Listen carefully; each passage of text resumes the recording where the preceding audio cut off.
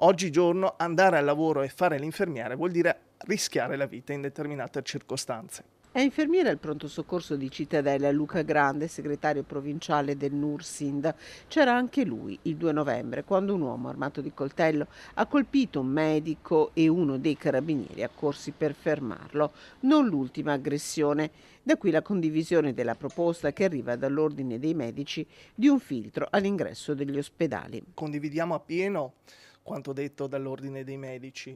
Sicuramente filtrare in ingresso attraverso le guardie giurate è una deterrenza, però non è sufficiente. Lo abbiamo visto anche negli ultimi episodi accaduti al pronto soccorso di Abano, ma all'ultima aggressione avvenuta non molti giorni fa di nuovo al pronto soccorso di Cittadella, dove una collega è stata minacciata di morte e addirittura di essere stuprata.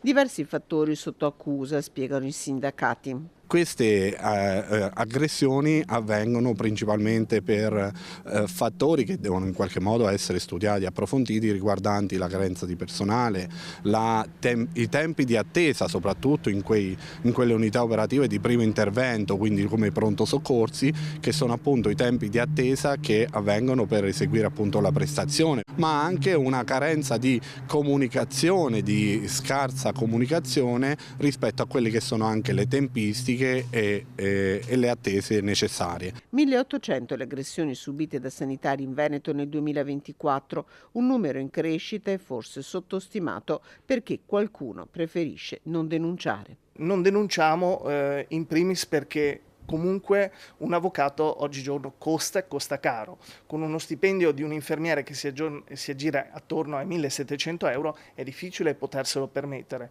Le aziende sanitarie non forniscono il patrocinio gratuito all'infermiere o al medico che viene aggredito verbalmente e quindi è tutto a carico del personale sanitario.